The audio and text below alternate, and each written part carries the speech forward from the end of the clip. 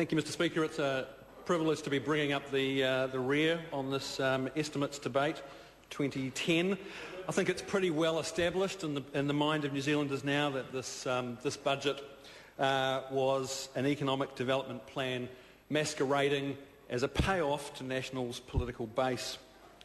The centrepiece of the budget, the program of tax cuts, is clearly a tax swindle. This government's been saying to New Zealanders for the last few weeks that this is about giving New Zealanders back their own money. In fact, what we're seeing is a significant redistribution of wealth away from middle and low-income earners in this country, Mr Speaker, to the well-off.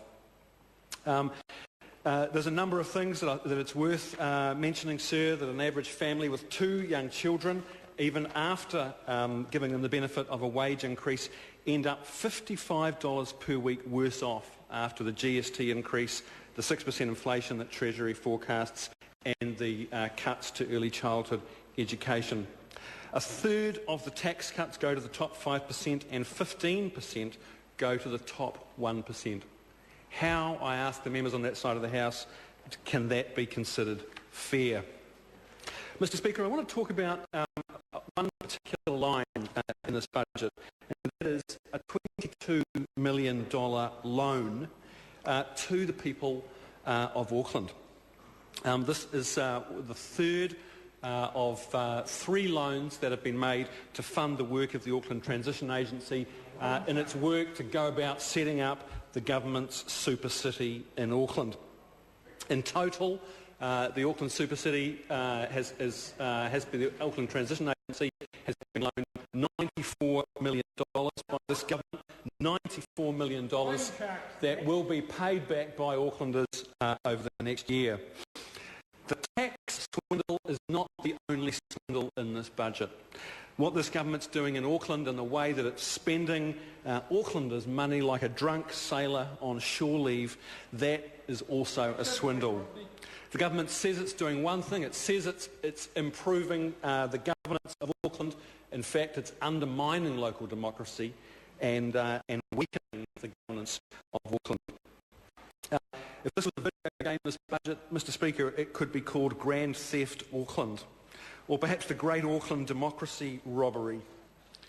Now, although the Auckland Transition Agency is only costing $94 million only, there's a lot more that this government is spending of Aucklanders' money as it goes about setting up the super city. And I want to just touch on some of those items, sir. It's been interesting that the Minister of Local Government, who made his career as the sort of self-styled Minister for Ratepayers, as a champion for accountability and transparency, has had to have every last little drop of financial information squeezed out of him over the last couple of months. As recently as March the 16th, the most that we knew about the cost of the super city in Auckland was that $34 million had been loaned to the Auckland Transition Agency. And Mr Hyde said in the New Zealand Herald that he was unable to put a figure, to provide any more detail than that $34 million loan. Now, this is only 3 months ago that he said that. Now, on May the 25th, the New Zealand Herald reported that the super city set-up costs, as it put it, had rocketed to $112 million. $112 million.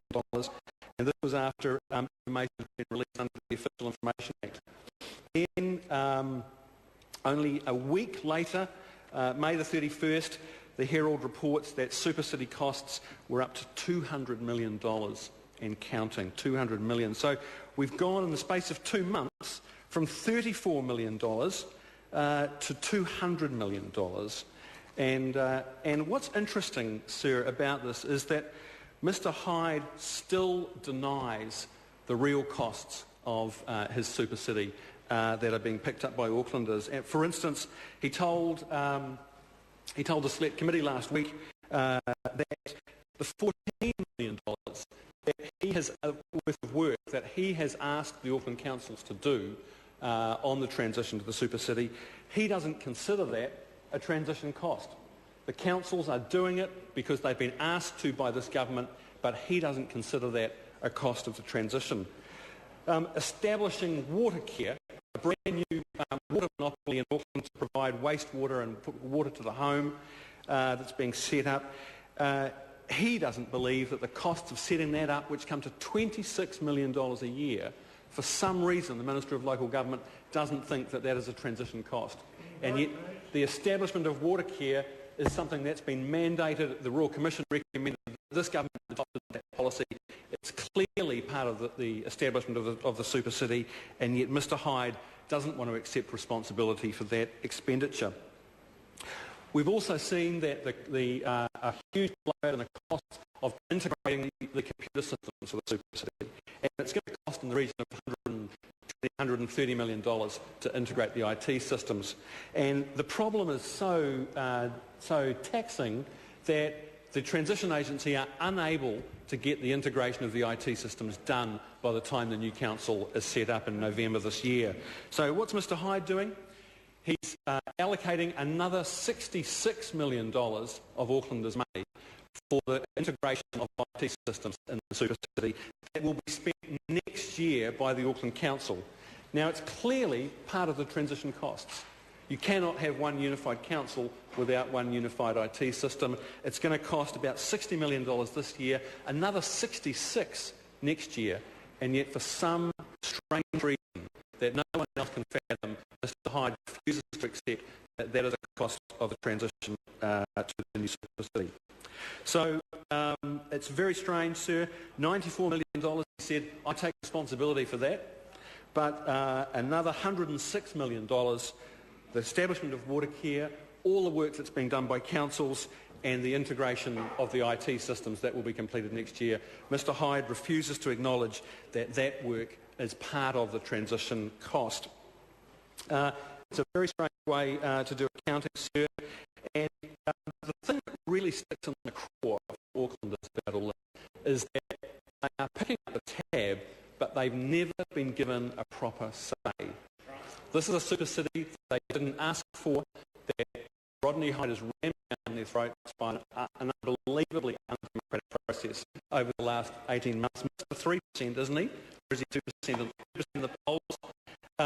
And yet he is running a reform program that is remaking local government in our country's biggest city. He's ramming it down the throats of Aucklanders. He cannot tell them how much it's going to cost. He's deliberately manipulating the figures to in the best possible light, and yet all we know, sir, is that Aucklanders are going to have to pick up the tab. There's another cost, sir, that Mr Hyde hasn't discussed publicly, and that's the cost of redundancy. There are dozens of senior executives in the Auckland councils who will be made redundant in the next few months. That's a fact. There's no question about it, and yet Mr Hyde cannot or will not explain to Aucklanders what it will cost.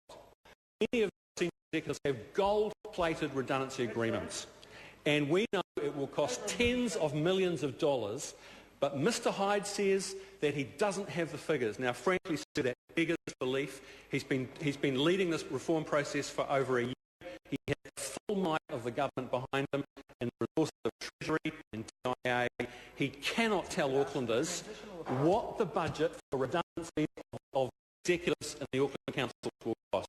He cannot tell Aucklanders what the savings will be from his super city after a year of managing this process, and he cannot tell Aucklanders what that's going to mean for their rates. There's no question that there will be, when you amalgamate 8 councils, that there will be many winners and losers when it comes to the new rating regime. Some people's rates are going to go up and maybe some will go down. But after a year, Mr Hyde cannot tell the people of Auckland what this experiment will cost in terms of their rates bill. What he has done, sir, he's looked after his own behind, if you like, in this process. He has engineered a moratorium, which means that the rates won't go up for Aucklanders until after the next general election. So it's not until mid-2012 that the Auckland Council gets the opportunity to bring in a new rating regime